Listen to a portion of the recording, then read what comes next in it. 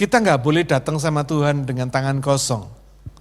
Artinya apa? Tuhan tidak pernah ketemu kita dengan tangan kosong. Ketika saudara dekat dengan Tuhan, saudara pasti akan merasakan berkat-Nya. Mungkin kesulitan saudara masih belum hilang, masih belum berubah. Tapi kekhawatiran saudara terhadap kesulitan itu yang dihilangkan Tuhan.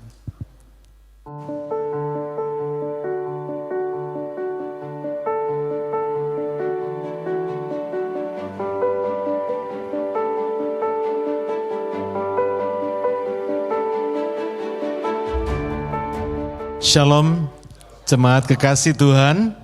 Saya juga mau menyapa semua jemaat global kita dan para YouTube subscribers yang setia mengikuti channel kebaktian kita pada pagi hari ini.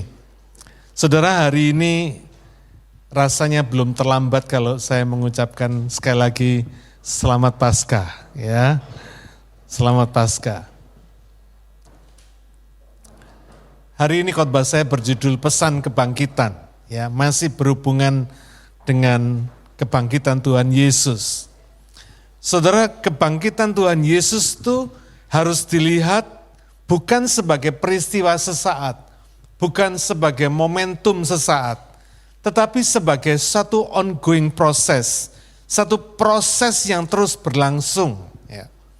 Karena ada pesan kebangkitan di dalam kebangkitannya. Pesan kebangkitan ini harus dilakukan oleh orang percaya, bukan satu option, bukan satu pilihan, tapi satu tugas, satu kewajiban, ya, satu perintah yang harus dilakukan oleh semua orang percaya. Nah, apa pesan kebangkitan Tuhan Yesus? Pesan kebangkitan Tuhan ini nampak melalui segala peristiwa yang mengikuti kebangkitannya, peristiwa-peristiwa setelah kebangkitannya. Dan mengapa orang percaya harus setia dan taat melakukan pesan kebangkitan ini? Mari kita periksa pagi hari ini. Kita buka Alkitab kita dalam Markus 16, kita akan baca ayat 9 sampai ayat yang ke-14 lebih dulu. Markus 16 ayat 9 sampai 14. Setelah Yesus bangkit pagi-pagi pada hari pertama minggu itu, ia mula-mula menampakkan dirinya kepada Maria Magdalena. Daripadanya Yesus pernah mengusir 7 setan. Lalu perempuan itu pergi memberitahukannya kepada mereka yang selalu mengiringi Yesus dan yang pada waktu itu sedang berkabung dan menangis. Tetapi ketika mereka mendengar bahwa Yesus hidup dan telah dilihat olehnya, mereka tidak percaya. Saudara garis bawah, kalau saudara punya Alkitab garis bawahi, mereka tidak percaya. Ya. Sesudah itu ia menampakkan diri dalam rupa yang lain kepada 2 orang dari mereka, ketika keduanya dalam perjalanan keluar kota. Lalu kembalilah mereka dan memberitahukannya kepada teman-teman yang lain, tetapi kepada mereka pun teman-teman itu tidak percaya. Ya. Akhirnya ia menampakkan diri kepada ke-11 orang itu ketika mereka sedang makan, dan ia mencela ketidakpercayaan dan kedegilan hati mereka. Oleh karena mereka tidak percaya kepada orang-orang yang telah melihat dia sesudah kebangkitannya. Sampai di sini dulu pembacaan kita. Ya. Saudara, Yesus bangkit itu bukan untuk show off. Ya. Bukan untuk mendemonstrasikan kuasanya. Bukan. Tanpa mendemonstrasikan kuasanya pun orang sudah tahu bahwa dia Allah yang hidup. Saudara ingat ya? Kepala pasukan Romawi aja berkata, sungguh dia adalah anak Allah. Ya, luar biasa ini. Ya. Tetapi ada maksud mengapa Tuhan itu menampakkan diri kepada orang-orang murid-muridnya, orang-orang dekatnya ini. Tidak lain supaya mereka percaya kepadanya, percaya kepada apa yang dikatakannya. Percaya kepada apa yang sudah dinubuatkan sebelumnya. Saudara ingat ya, tempo hari saya sudah khotbahkan, kebangkitan Tuhan itu, kematian Tuhan itu sudah dinubuatkan oleh Nabi Amos 800 tahun sebelum kelahiran Yesus. Bayangin, kematiannya di Golgota sudah dinubuatkan 800 tahun sebelum kelahirannya. Dahsyat enggak saudara? Ya, luar biasa Tuhan ini. Karena itu saudara, kita tahu betul bahwa kebangkitan Yesus itu tidak berhenti sampai di lubang kubur yang kosong. Tidak berhenti sampai di situ. Tetapi kebangkitan Yesus ini harus diberitakan, terus diberitakan oleh murid-muridnya dan orang percaya sampai kepada akhir zaman. Saya bersyukur para murid pada waktu itu dan orang-orang percaya sebelumnya setia dan taat memberitakan pesan kebangkitan ini sehingga saudara dan saya hari ini boleh diselamatkan. Bayangkan kalau mereka tidak setia dan taat. Saudara, ini bukan satu hal yang gampang. 2000 tahun berlalu sampai hari ini. Saudara dan saya bisa percaya, bisa mendengar Yesus. Itu karena mereka setia dan taat melakukan pesan kebangkitan ini. Kita mesti bersyukur. Nah, bagaimana caranya Yesus mencapai tujuannya, memberikan pesan kebangkitan itu? Ini kelihatan dari peristiwa yang mengikuti kebangkitannya. Yang pertama, Yesus menampakkan dirinya. Saudara, kelihatannya kalau kita baca hal seperti ini, itu kayaknya biasa gitu ya. Coba saudara bayangkan kalau engkong saudara misalnya sudah meninggal, tiba-tiba menampakkan diri kepada saudara. Apa kira-kira saudara berkata? Apa saudara berkata, oh engkong gitu? Enggak saudara, lari terbirit-birit. Tapi Tuhan mengatakan di sini, dia pertama menampakkan diri kepada Maria Magdalena. Dan saudara tahu Maria Magdalena ini seorang wanita yang mengikuti Yesus.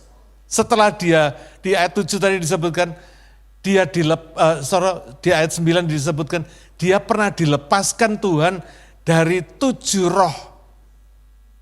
Ini wanita yang di dalam bagian yang lain dalam Alkitab dikatakan sebagai wanita pendosa. Sekarang kita ngerti kenapa wanita ini disebut seorang wanita pendosa.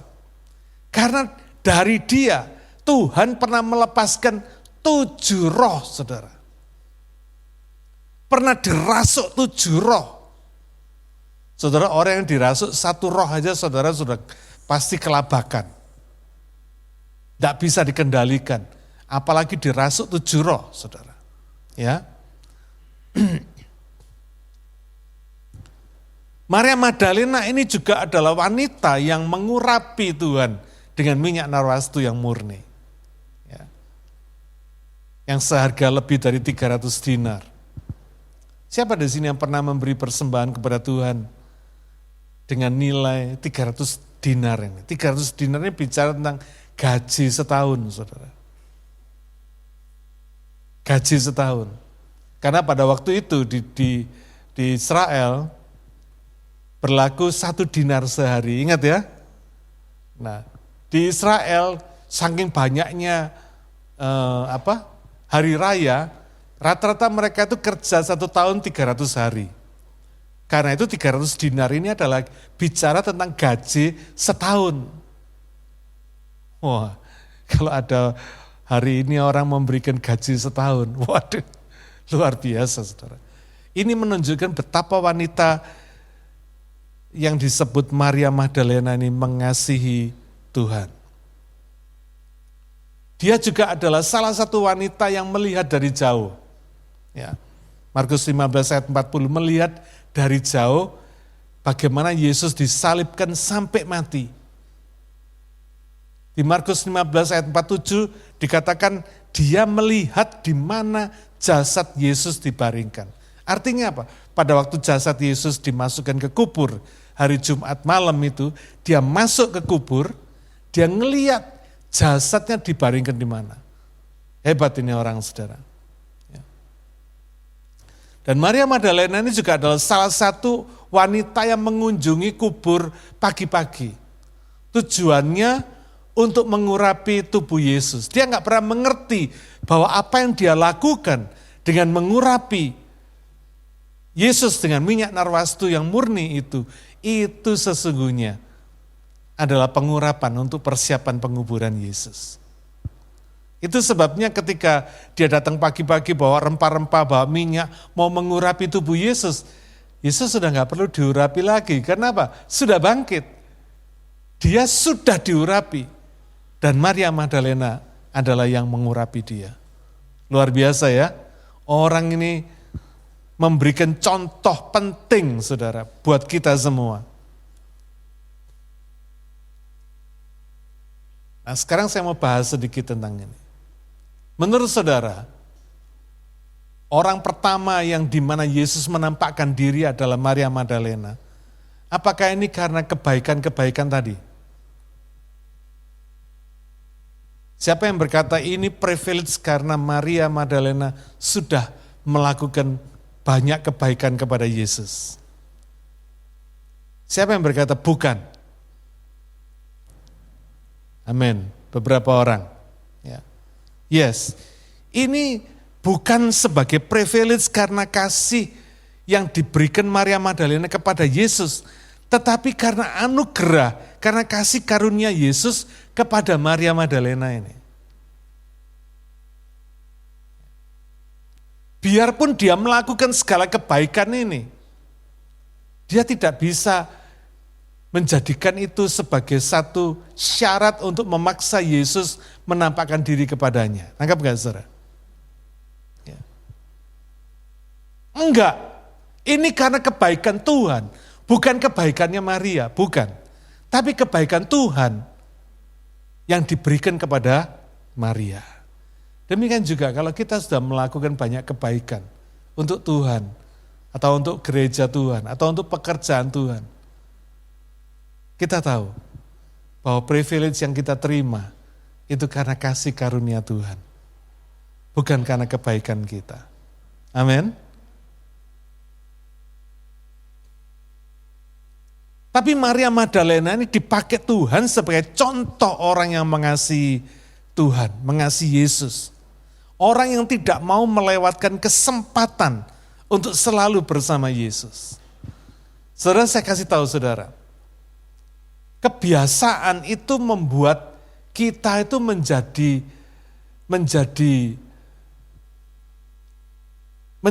tingkat yang lebih tinggi, saudara. Maksud saya begini, kira-kira kalau saudara itu selalu suka dekat dengan Tuhan, nanti saudara akan merasa bahwa dekat dengan Tuhan itu saudara akan berbahagia. Orang yang tidak pernah ingin dekat dengan Tuhan, dia tidak pernah merasakan betapa bahagianya, betapa sukacitanya dekat dengan Tuhan. Saudara, dekat dengan Tuhan itu jangan dibuat main-main. Jangan dianggap remeh, saudara. Saudara bisa dekat dengan presiden aja sudah privilege luar biasa. Apalagi ini dekat dengan Tuhan. Saya pernah khotbahkan tempo hari. Kita nggak boleh datang sama Tuhan dengan tangan kosong. Artinya apa? Tuhan tidak pernah ketemu kita dengan tangan kosong. Ketika saudara dekat dengan Tuhan, saudara pasti akan merasakan berkatnya. Mungkin kesulitan saudara masih belum hilang, masih belum berubah. Tapi kekhawatiran saudara terhadap kesulitan itu yang dihilangkan Tuhan. Saya belum pernah merasakan sesuatu yang sama aja ketika saya dekat dengan Tuhan. Setiap kali saya mendekatkan diri kepada Tuhan, saya merasakan ada sesuatu berkat yang besar mengalir di dalam hati saya. Ada sukacita, ada kebahagiaan, ada ketaatan, ada kerinduan yang makin terus dibesarkan oleh Tuhan. Karena kasih karunia, bukan karena saya baik sama Tuhan. Bukan, tapi karena Tuhan baik sama kita. Ya. Bagaimana dengan saudara? Kasih karunia apa yang sering dilewatkan? Saudara, banyak orang Kristen itu melewatkan kasih karunia yang Tuhan sediakan sebetulnya ketika dia dekat dengan Tuhan. Banyak yang dilewatkan. Contoh, banyak orang tidak melihat ibadah itu sebagai prioritas, tapi cuma sebagai kewajiban. Beda loh saudara. Kalau saudara kewajiban, saudara cuma mesti datang ke gereja tiap minggu. Tapi kalau prioritas, saudara akan menempatkan ibadah dengan Tuhan itu sebagai satu yang paling penting dalam kehidupan kita. Saudara akan tahu betul ketika saudara datang beribadah ke rumah Tuhan, datang kebaktian, saudara sedang mendekatkan diri kepada Tuhan. Saudara bukan datang karena manusia, tapi karena saudara mengasihi Dia yang hadir di dalam ibadah saudara dan memberkati saudara. Melayani itu suatu anugerah, satu kasih karunia Tuhan. Tidak sembarangan orang boleh melayani Tuhan. Amin. Di zaman perjanjian lama cuma imam dari bangsa Lewi yang boleh melayani Tuhan. Ada 11 suku bangsa yang lain tidak boleh melayani Tuhan. Bayangin saudara. Wow. Saudara, kalau hari ini saudara berkata, Pak, saya mau melayani Prime Minister Australia. Boleh enggak? Belum tentu laku, saudara. Sama Prime Minister Australia aja kita belum tentu laku, apalagi Tuhan. Jadi kalau saudara bisa melayani Tuhan hari ini, kasih karunia-Nya yang luar biasa. Setiap kali saya menyiapkan khotbah, setiap kali saya menyiapkan diri untuk melayani, saya nggak mau dengar berita, dengar yang lain-lain. Saya bilang sama Tuhan, Tuhan aku cuma mau dengar Engkau. Engkau ngomong apa? Ngomong oh Tuhan. Saya membuka hati pikiran saya. Karena saya tahu, melayani Dia itu privilege saudara. Satu kasih karunia yang diberikan kepada kita. Kita tidak bisa biar kita nuntut, biar kita minta. Tapi kalau Tuhan nggak memberi, nggak bisa. Pelayanan itu satu anugerah, kasih karunia. Jadi kalau saudara diizinkan Tuhan melayani, jangan lewatkan kesempatan itu. Melayani dari hal yang paling kecil sekalipun, saudara ingat, saudara sedang melayani Raja segala raja. Membaca dan merenungkan firman Tuhan, itu kasih karunia. Saudara dulu pernah jatuh cinta kan? Pernah surat-suratan kan? Oh, enggak pakai. Andai kata saudara pakai, andai kata saudara dapat surat cinta. Kira-kira surat cinta saudara kan, saudara berkata, weh surat cinta dari pacar saya gitu? Enggak saudara. Yang boleh baca surat cinta saudara pasti orang-orang tertentu. Teman dekat saudara mungkin. Atau mungkin orang tua saudara yang saudara bisa share tentang how beautiful jatuh cinta itu. Penyanyi Indo mengatakan sejuta rasanya. Ini surat cinta ini nggak mungkin saudara bagi-bagikan kepada yang lain. It's a private, saudara. Jadi ketika saya membaca firman, saya tahu saya sedang membaca surat cinta Tuhan. Ada pesan private yang Tuhan mau kasih kepada saudara. Dan itu jangan dilewatkan.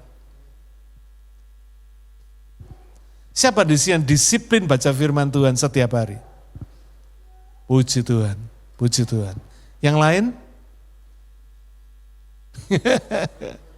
Loh jangan dibuat main saudara. Kasih karunia itu jangan pernah dilewatkan, rugi saudara. Ya. Karena ketika Tuhan bicara kepada saudara melalui surat cintanya yaitu Alkitab, Tuhan sebetulnya sedang memberikan berkatnya kepada saudara. Apa itu? Cara untuk hidup yang terbaik di dalam dunia ini hanya ada di dalam pesannya, firmannya. Menjalin hubungan pribadi atau menjalin hubungan pribadi dengan Tuhan, itu kasih karunia. Private, saudara. Menjalin hubungan pribadi itu kira-kira kalau saya terjemahkan dengan bahasa sederhana, pacaran sama Tuhan. Tidak ada masa yang lebih indah daripada masa pacaran. Betul? Makanya dikatakan ketika kita nanti ketemu Tuhan, itu kita jadi mempelainya. Nangkep enggak? Tuhan mempelai pria, kita mempelai wanitanya. Lah sebelum ketemu Tuhan, kita lagi apa saudara? Pacaran. Nangkep enggak? Sebelum ketemu Tuhan, kita ini diajak pacaran sama Tuhan. Wow. Betapa banyaknya orang menolak Tuhan. Menolak diajak pacaran sama Tuhan. Wow. Teman-teman saya nakal-nakal tuh suka ngasih video-video cewek-cewek cantik gitu saudara ya. Lalu di situ selalu dikomentari, aduh kenapa gua kok telat ya katanya. Kok sudah kawin duluan, andai kata belum kawin aku mau sama cewek ini. Cewek ini cantik sekali. Dan memang saya ngelihat saudara, perempuan-perempuan sekarang lebih cantik kayaknya dari yang dulu-dulu.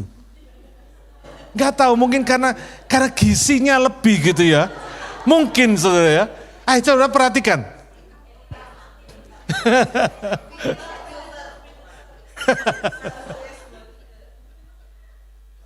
Iya. Atau mungkin karena sekarang ini sudah banyak fasilitas yang bisa merombak wajah gitu ya. Jadi cewek itu setiap kali saya ngeliat video, kok ayu-ayu ya ini ya. Oh cewek-cewek ini ayu-ayu ya. Gitu.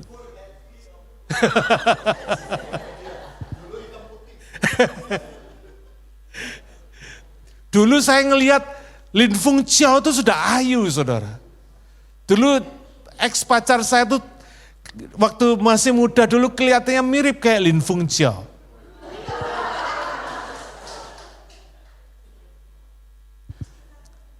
Lah kok video-video ini jadi lebih ayu gitu ya.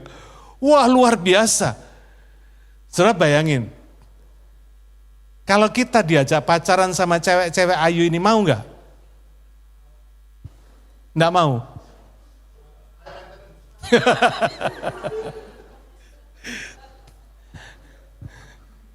Ini cuma joke saudara. Tapi yang mau saya tekankan pada saudara, saudara itu diajak pacaran sama Tuhan. Setiap hari saudara diajak pacaran sama Tuhan. Enggak mau? Wow, rugi saudara. Tuhan itu lebih cantik daripada yang cantik-cantik tadi. Ingat ya, masukkan hari ini dalam pikiran saudara. Sebelum saudara ketemu Tuhan, saudara tiap hari diajak pacaran sama Tuhan. Karena itu jangan lewatkan kesempatan menjalin hubungan pribadi dengan Tuhan ini. Melalui doa, melalui firman, melalui berdiam diri dengan Tuhan, melalui berpuasa. Saya bersyukur setiap kali tiap hari saya berpuasa, saya merasakan cintanya Tuhan yang semakin besar. Makanya saudara bisa lihat dalam kehidupan saya, meskipun hari ini saya masih dalam perawatan, saya nggak pernah susah sama sekali. Saya tetap happy. Kenapa? Karena dia hadir dalam kehidupan saya. Saya merasakan cintanya saudara. Saya bisa menjalin cinta saya kepada Tuhan. Dan saya boleh merasakan betapa besarnya cintanya Tuhan kepada saya. Saya nikmati betul. Tidak ada waktu yang paling indah selain ketika saudara pacaran sama Tuhan.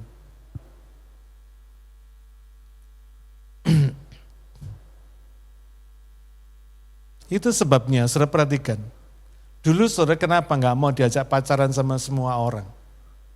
Ya kan? Dulu kalau ada orang datang pada saudara ngajak pacaran, saudara langsung, saudara langsung, enggak kan? Enggak, saudara milih-milih. Yang pas di hati saudara, baru saudara mau pacaran. Enggak semua orang boleh bisa pacaran sama saudara. Bayangin sekarang ini saudara diajak pacaran sama Tuhan. Enggak semua orang bisa pacaran sama Tuhan. Amin. Hanya yang didapat, yang diberikan kasih karunia, yang bisa pacaran sama Tuhan. Jadi saya menikmati pacaran itu. Setiap hari saya nikmati. Makanya saya bisa ketawa terus, saudara. Ya. Kedua, Yesus menampakkan diri kepada 2 orang murid yang sedang dalam perjalanan keluar kota. Di bagian lain, di dalam Lukas disebutkan perjalanan ke Emmaus. Salah satu muridnya ini namanya Kleopas. Ya. Dikatakan di dalam kitab Markus 16 ayat 12 ini, waktu itu mereka tidak mengenali Yesus karena ia dalam rupa yang lain. Ini ditafsirkan sebagai tubuh kemuliaan atau tubuh sorgawi. Ya. Saudara perhatikan dalam Lukas 24 ayat 16. Tetapi ada sesuatu yang menghalangi mata mereka sehingga mereka tidak dapat mengenal dia.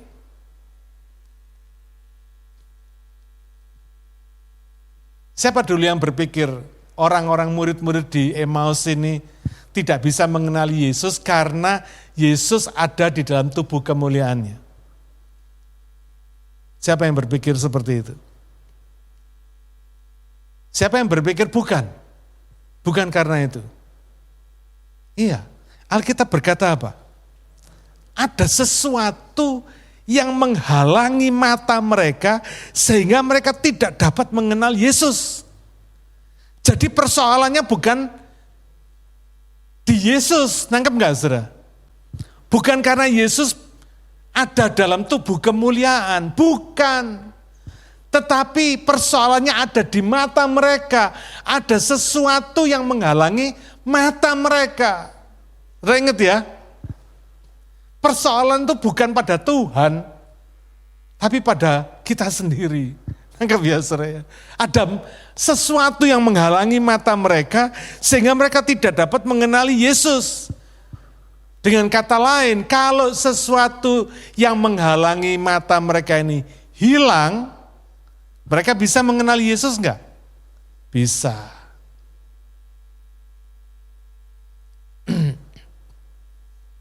Apa yang menghalangi ini? Lukas 24 ayat yang ke-25. Lalu ia berkata kepada mereka, kepada 2 murid tadi itu, "Hai kamu orang bodoh." Ya, sudah perhatikan ini. Orang bodoh, betapa lambannya hatimu sehingga kamu tidak percaya segala sesuatu yang telah dikatakan para nabi. Ternyata sesuatu yang menghalangi mereka ini adalah kebodohan dan ketidakpercayaan mereka. Bodohnya kamu, katanya kira-kira begitu. Kalau dalam bahasa sehari-hari, Yesus kalau ngomong to the point ya, bodohnya kamu. Kok kamu tidak percaya kepada apa yang sudah dinubuatkan oleh para nabi? Yang menubuatkan Yesus ini bukan cuma 1-2 nabi. Banyak sekali nabi yang menubuatkan tentang Yesus, yang Sang Mesias ini. Tapi mereka apa? Tidak percaya. Ini penyakit membuat orang Kristen tidak bisa mengenal Tuhan. Ya ini saudara. Tidak percaya. Sudah jelas-jelas Tuhan itu memberikan contoh. Dalam khotbah saya yang lalu ya. Tuhan itu memberikan contoh. Hidup kekal itu seperti apa? Kebangkitan itu seperti apa? Diberikan contoh secara harafiah, secara fisikal, supaya kita ngelihat, oh hidup kekal itu seperti ini. Mujizat itu seperti ini. Bangkit itu seperti ini. Kita sudah diberi komplit, bukan cuma diberi kitab suci, bukan cuma diberi firman, tapi diberi contoh kehidupan yang konkret di dalam Yesus. Mana ada sih orang yang lebih beruntung daripada kita, saudara? Tidak ada. Saya sudah pernah sampaikan dalam khotbah yang lalu. Agama-agama lain, pendiri-pendiri agama yang lain, nabi-nabi mereka, tidak ada yang bangkit. Jadi mereka cuma diceritai, cuma dikasih tahu, tapi tidak dikasih contoh. Kita dikasih contoh, komplit contohnya. Hidup kekal itu seperti itu. Sampai Yesus naik ke sorga pun, terangkat ke sorga pun, disaksikan oleh lebih dari 500 orang. Kurang apa, saudara? Lah kalau kita tuh tidak percaya, betapa bodohnya kita ini. Nangkep gak, saudara ya? Jadi ketidakpercayaan itu adalah sebuah kebodohan, saudara. Sebuah kebodohan. Kalau orang cerdas, pasti percaya. Saudara, orang cerdas atau orang bodoh? Cerdas dong. Karena sudah cerdas, sudah percaya. Karena sudah percaya, hari ini sudah berbakti kepada Tuhan. Amin.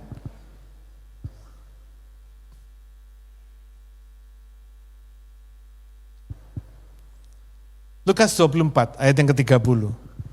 Waktu ia duduk makan dengan mereka, ia mengambil roti, mengucap berkat, lalu memecah-mecahkannya dan memberikannya kepada mereka. Ketika itu terbukalah mata mereka dan mereka pun mengenal dia. Tetapi ia lenyap dari tengah-tengah mereka. Kata mereka seorang kepada yang lain, bukankah hati kita berkobar-kobar ketika ia berbicara dengan kita di tengah jalan dan ketika ia menerangkan kitab suci kepada kita. Saudara pernah enggak merasakan hati saudara itu ada sesuatu yang saudara mesti lakukan, tapi saudara bandel enggak melakukan? Siapa yang pernah ngalamin gitu? Ya, saya juga pernah. Hati yang berkobar-kobar itu bicara ketika itu Tuhan sedang bicara kepada mereka, tapi mereka enggak sensitif, enggak peka, saudara. Nah, ini persoalannya.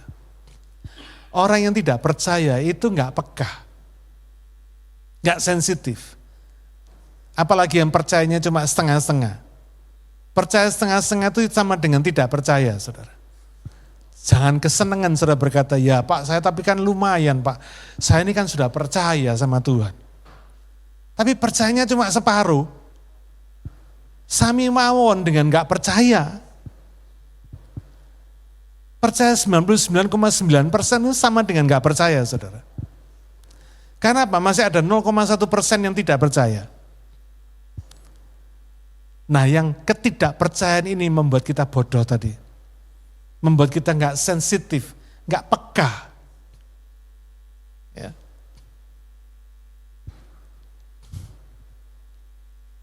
Saya udah enggak perlu bersaksi lagi bagaimana saya mengalami banyak mujizat karena Tuhan bicara. Ya, luar biasa. Belajar peka, ya. Sensitif sama Tuhan. Wow. Kalau saudara pacaran, saudara pasti sensitif. Pacar saudara bergerak sedikit aja saudara sudah tahu apa maunya. Dia mengedipkan mata gini aja saudara tahu maksudnya apa. Iya kan? Orang yang jatuh cinta, orang yang mengasihi itu pasti sensitif. Mata mereka secara harafiah terbuka, ayat 31. Jelas ini bukan bicara tentang mata jasmani. Karena dari tadi ya mereka tetap melek, kan betul nggak saudara ya? Ini mata di sini bukan bicara tentang harafiah, bukan mata jasmani, tapi mata rohani. Ketika Yesus membagi-bagikan perjamuan kepada mereka, mata rohani mereka terbuka. Dan mereka percaya, ini Yesus.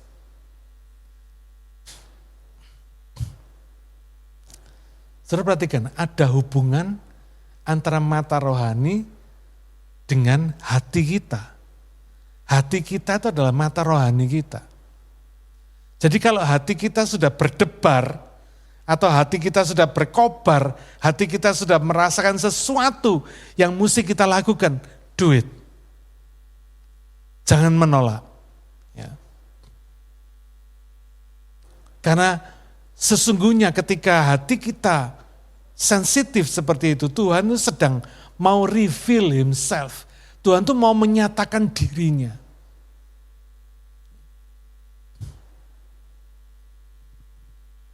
Ketika mata rohani kita peka, kita bisa mengenal Tuhan. Hanya ketika hati kita percaya. Percaya sepenuhnya kepada Tuhan. Mari kita asah kepekaan sensitivitas kita kepada Tuhan. Nanti saudara lihat, hidup saudara wonderful. Hidup saudara sungguh sangat ajaib. Ya. Ketika Yesus menampakkan diri kepada 11 orang muridnya ketika mereka makan. Peristiwa ini terkenal dengan perkataan Thomas ketika murid-murid yang lain berkata, kami telah melihat Tuhan. Cuma waktu itu Thomas gak ada. Tapi Thomas berkata dalam Yohanes 20 ayat 25, sebelum aku melihat bekas paku pada tangannya, dan sebelum aku mencucukkan jariku ke dalam bekas paku itu dan mencucukkan tanganku ke dalam lambungnya, sekali-kali aku tidak akan percaya. Ayat 27, kemudian ia berkata kepada Thomas, waktu itu Tuhan datang lagi, pintu terkunci, Tuhan hadir. Thomas katanya, taruhlah jarimu di sini dan lihatlah tanganku, ulurkanlah tanganmu dan cucukkan ke dalam lambungku. Dan jangan engkau tidak percaya lagi, melainkan percayalah. Ayat 28, Thomas menjawab, ya Tuhanku dan Allahku. Ayat 29, kata Yesus kepadanya, karena engkau telah melihat aku maka engkau percaya. Berbahagialah mereka yang tidak melihat namun percaya. Wow, saudara. Biarlah kita mengerti bahwa kita bisa percaya itu betul-betul anugerah. Murid-murid ini 3,5 tahun bersama Yesus. Ngelihat mujizat hampir tiap hari. Tetap gak percaya. Coba kata-kata Thomas, sekali-kali aku tidak percaya. Artinya selama 3,5 tahun ini dia juga gak percaya, betul gak? Konyol gak, saudara? Sudah ditunjukkan mujizat di muka mata mereka setiap hari, masih tetap gak percaya. Itu contoh, itu bukti bahwa percaya itu anugerah.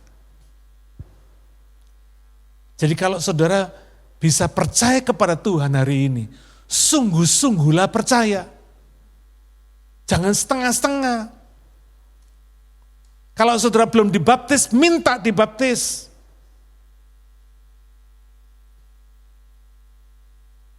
Dulu teman saya pernah berkata begini, waktu saya injili. Dia berkata begini, ya aku mau percaya, tapi jangan dibaptis ya. Kenapa saya bilang? Aku malu katanya. Gak enak. Saudara jangan pernah setengah-setengah. Hidup ini kalau setengah-setengah pasti gak jadi. Saudara kerja setengah-setengah dipecat. Betul gak? Saudara melayani setengah-setengah juga orang tahu pelayanan saudara setengah-setengah. Saudara ikut Tuhan setengah-setengah orang juga tahu. Terutama Tuhan juga tahu. Kenapa? Dia lihat hati. Setengah-setengah itu urusan hati, saudara. Gak ada yang tahu, tapi Tuhan tahu. Karena itu jangan setengah-setengah. Coba saudara perhatikan. Berbahagialah mereka yang tidak melihat namun percaya. Kalimat ini ditujukan pada siapa? Pada Thomas? Enggak. Kalimat ini bicara kepada saudara dan saya yang tidak melihat Yesus tapi percaya. Amin. Wow. Ketika saya baca kalimat ini saya berkata, Tuhan terima kasih. Terima kasih Tuhan. Aku ini termasuk orang yang berbahagia. Amin. Kita bukan berbahagia karena duit kita banyak. Kalau karena duit banyak, banyak orang lain yang berbahagia lebih dari kita. Duitnya lebih banyak dari kita. Tapi kita ini berbahagia karena kita ini percaya kepada Yesus meskipun kita tidak melihat. Yesus mencela ketidakpercayaan dan kedegilan hati mereka ini. Degil hati itu stubborn. Dalam NIV ditulis stubborn, saudara. Apa stubborn? Kepala batu, oban, keras kepala. Saudara, berapa banyaknya kita ini jadi orang Kristen tapi keras kepala. Tuhan udah ngomong kita gak mau taat. Tuhan sudah tunjukin jalannya, kita nggak mau lewat. Saudara, inilah kita. Karena itu Tuhan mencela penyakit rohani tidak percaya dan stubborn ini, keras hati ini. Dicela. Saudara tahu kenapa? Karena ketidakpercayaan ini membuat mereka tidak bisa mengenal Tuhan. Dan ketidakpercayaan ini kelihatannya kan kepada orang-orang yang sudah melihat Yesus. Enggak.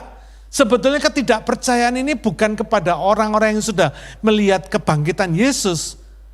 Bukan, tapi sesungguhnya ketidakpercayaan ini kepada Yesus sendiri. Dan ini yang menyeret orang masuk neraka. Ya.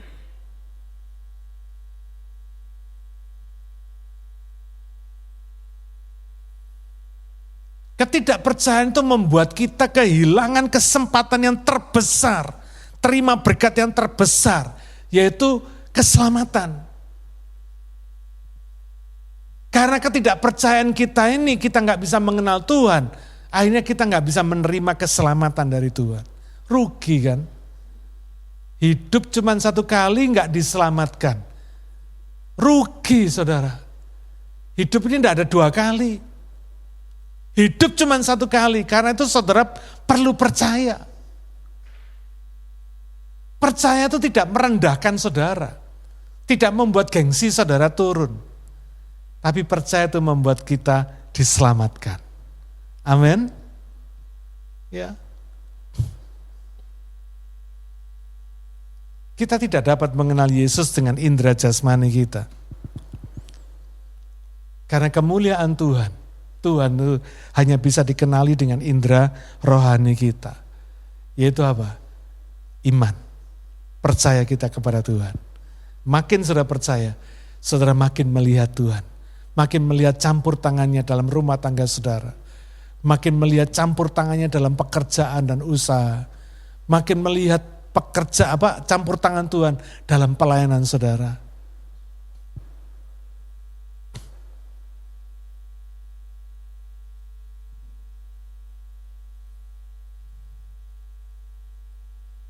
Kalau mata rohani ini nggak beres, maka dunia jasmani kita juga ikut nggak beres, saudara. Karena itu banyak persoalan terjadi karena hati ini, karena mata rohani yang nggak beres. Ya. Mari kita ukur dengan jujur tingkat atau kadar percaya kita kepada Tuhan. Ya. Kalau waktu kita bangun pagi, apa yang membuat hati kita berkobar-kobar? Tuhan atau yang lain?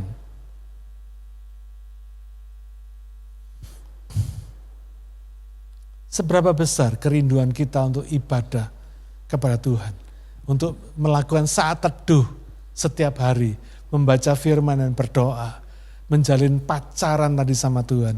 Seberapa kerinduan kita? Bandingkan dengan kerinduan saudara waktu saudara pacaran dulu. Nggak ketemu 1 jam aja saudara sudah blingsatan, bingung kesana kemari ya toh. Ketika saudara pacaran dulu. Kenapa hari ini enggak? Kenapa hari ini enggak sama Tuhan? Begitu desire saudara begitu menggebu-gebu.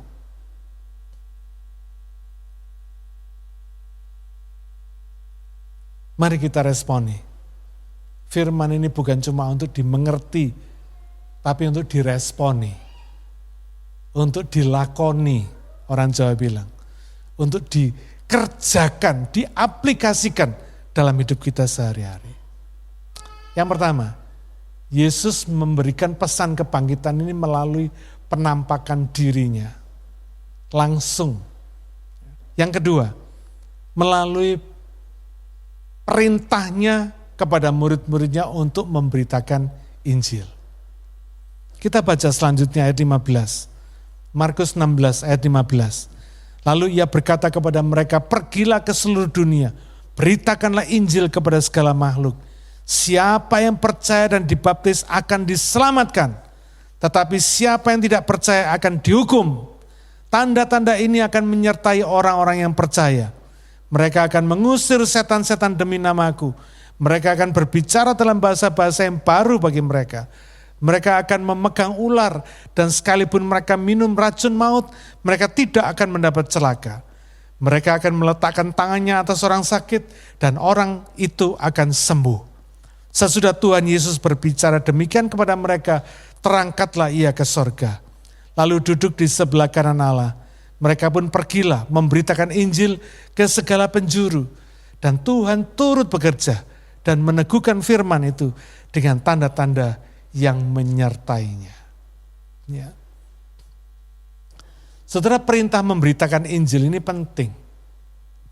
Karena ini merupakan mandat atau tugas amanat keselamatan untuk orang percaya.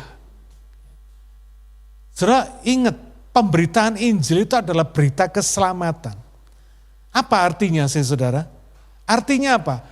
Ketika saudara memberitakan Injil kepada seseorang, saudara sedang menawarkan keselamatan kepada orang itu. Urusan dia percaya atau enggak percaya bukan urusan saudara. Saudara bisa pakai cara apa saja dengan memberitakan berita Injil ini. Tadi itu saudara ya, bagi orang yang mendapat anugerah, dia pasti percaya. Karena beritanya, saudara bukan cerita tentang diri saudara, tidak. Saudara bicara tentang Yesus yang hidup, yang mengasihi orang, yang penuh dengan humanity, kemanusiaan, yang peka terhadap kebutuhan orang, yang care terhadap orang miskin, orang sakit, yang memberikan contoh pengorbanan.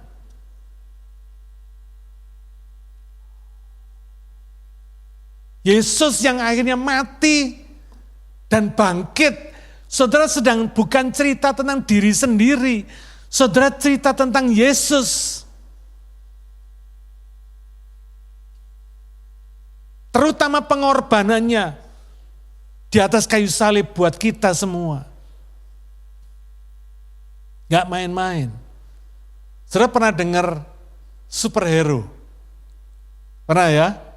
Ada Superman, ada Batman, ada Spiderman, ada apa, macam-macam. Apa cirinya mereka? Mungkin saudara berkata, wah dia kuat. Kalau dia kuat, saya tanya, kuat mana Superman sama Batman? Saudara gak bisa jawab, betul? Kuat mana Batman sama Spiderman? Saudara gak bisa jawab. Karena apa? Parameter saudara keliru. Bukan kuatnya. Bukan kuatnya. Superhero itu dihargai oleh orang. Semua orang, tidak pernah ada yang menolak. Nggak ada yang benci Superman. Semua senang sama Superman. Sama Batman, sama Spiderman, sama superhero yang lain. Kenapa mereka senang? Karena mereka melihat superhero ini memberikan contoh berani berkorban, ya kan? Berani membela yang lemah. Berani melakukan hal-hal yang tidak bisa dilakukan atau tidak mau dilakukan oleh orang lain. Ini superhero. Yesus itu superhero kita, saudara. Tidak ada yang bisa melakukan pengorbanan seperti Yesus. Superman bela juga nggak sampai mati. Batman bertarung juga nggak sampai mati. Yesus sampai mati. Dahsyat nggak saudara? pengorbanannya maksimum. Ultimum sacrifice. Wow, luar biasa saudara. Saudara bisa cerita Superman dari A sampai Z. Saudara juga bisa cerita Yesus A sampai Z. Amin. Saya sudah sharing kemarin ya, bagaimana saya bersaksi kepada dokter onkologi saya. Dan terakhir dia berkata, terima kasih kamu sudah sharing ini. Lalu dia cerita, dia tuh sebetulnya kawinnya di Inggris. Kawinnya di gereja Anglikan katanya. Tapi sampai di sini dia nggak ke gereja. Saya bilang, rugi kamu. Kamu sudah kawin di gereja, di sini nggak ke gereja. Rugi saya bilang. Dan akhirnya dokter saya berkata, thank you buat sharingmu. Thank you, dia bilang. Kamu membuat saya berpikir.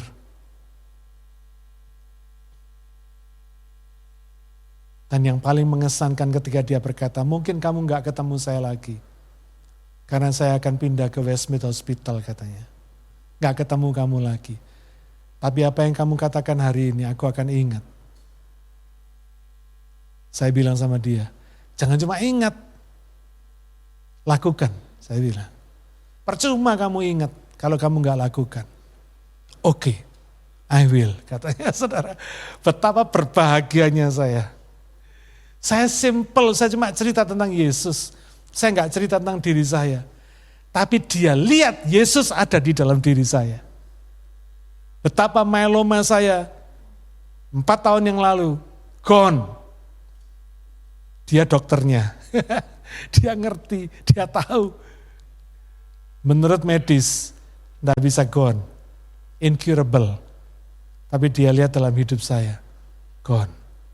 Apa yang mustahil bagi manusia, bagi medis, nggak mustahil bagi Tuhan. Amin. Karena itu amanat ini penting, saudara. Ya. Tugas ini penting. Kita terikat sebagai orang percaya, kita terikat dengan tugas memberitakan Injil ini. Ini kewajiban kita. Percaya tanpa pemberitaan Injil bukan percaya. Ingat-ingat saudara ya, kalau saudara jadi orang percaya, saudara pasti memberitakan Injil.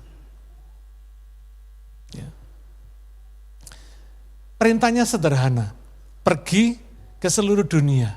Jelas ini tidak bicara tentang harafiah, dunia yang bukan harafiah, tapi dunia yang dimaksudkan adalah komunitas orang-orang yang ada di sekitar kita yang bisa kita jangkau. Itu maksudnya Tuhan.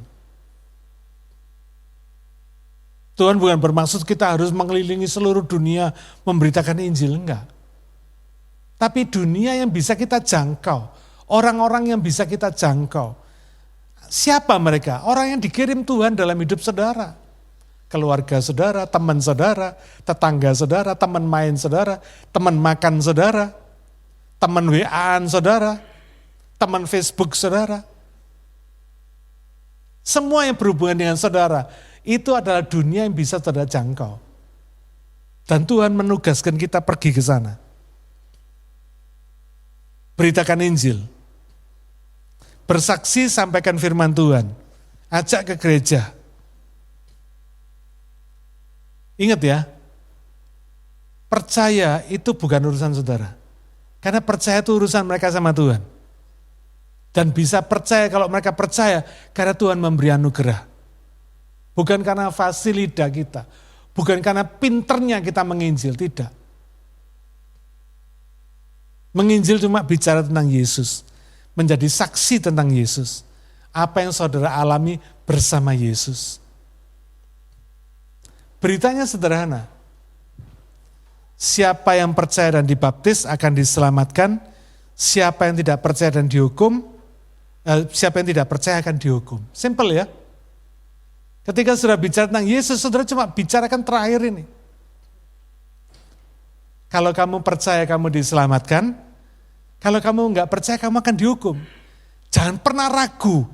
Ingat ya, berita saudara ini berita keselamatan buat mereka. supaya mereka ngerti dan mereka tahu apa konsekuensinya. Kalau mereka percaya itu apa konsekuensinya, kalau nggak percaya apa konsekuensinya. Itu harus diberitakan. Bukan cuma bicara Yesus itu baik. Oh Yesus itu luar biasa, mujizatnya begini, begitu, begini, begitu. Enggak. Konsekuensi ini perlu diberitakan. Kalau kamu percaya kepada pemberitaanku ini, kamu akan diselamatkan. Tapi kalau kamu nggak percaya, kamu akan dihukum. Dihukum siapa? Bukan dihukum saya, dihukum Tuhan. Karena kamu orang berdosa. Sama seperti saya dulu. Saya juga orang berdosa. Tapi untung saya percaya.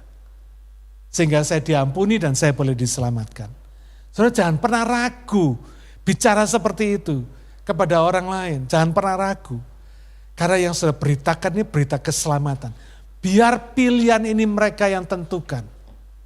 Mau percaya apa enggak, itu urusan mereka.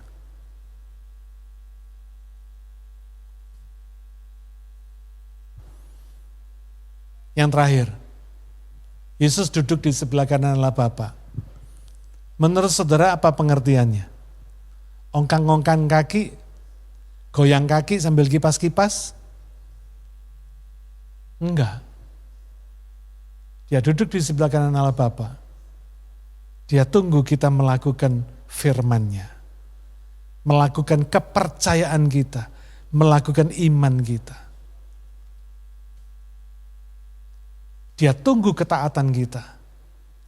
Dan ketika kita taat, ketika kita melihat, ketika kita melakukan firman-Nya, Yesus apa? Berdiri. Baca Kisah Rasul pasal 7. Ketika Stefanus dilempari batu, Yesus berdiri. Wow. Kaget saya waktu baca firman itu. Dia yang dikatakan duduk di sebelah kanan Allah Bapa, berdiri.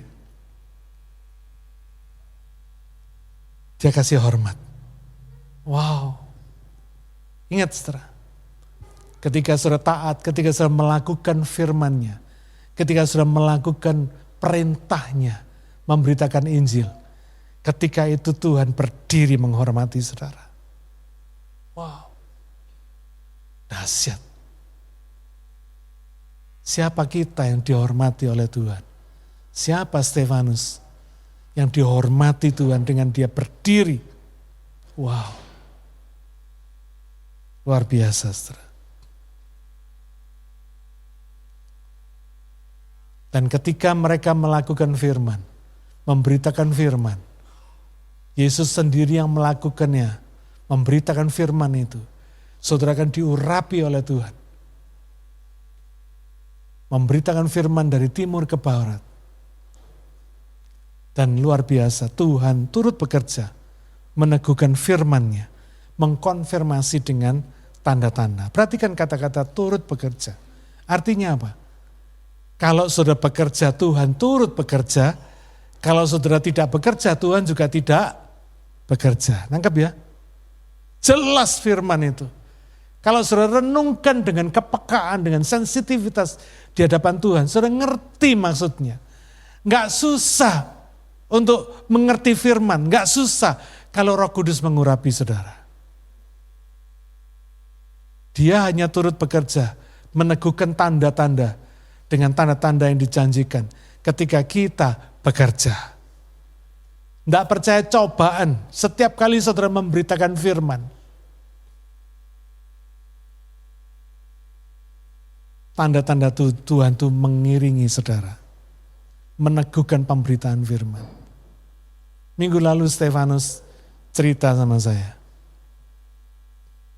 Dia tergerak Tuhan membagikan leaflet ya Steve ya. Membagikan leaflet ke orang-orang di sekitar sini. Saudara. Dan saudara tahu orang yang kemarin datang? Mereka orang Muslim. Keluarga Muslim.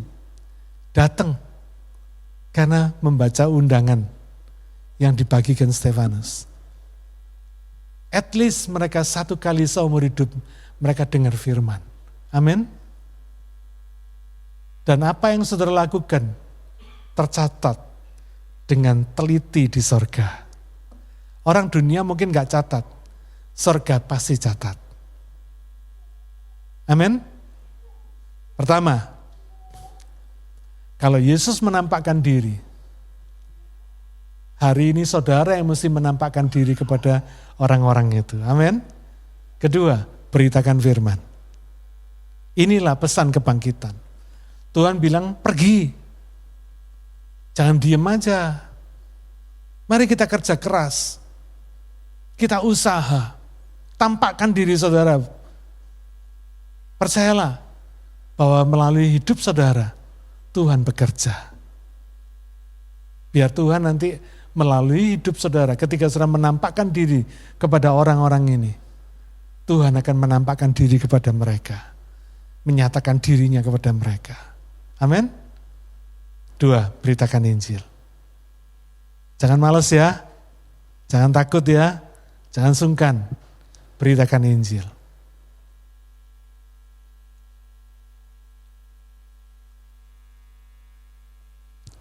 Mari kita berdoa.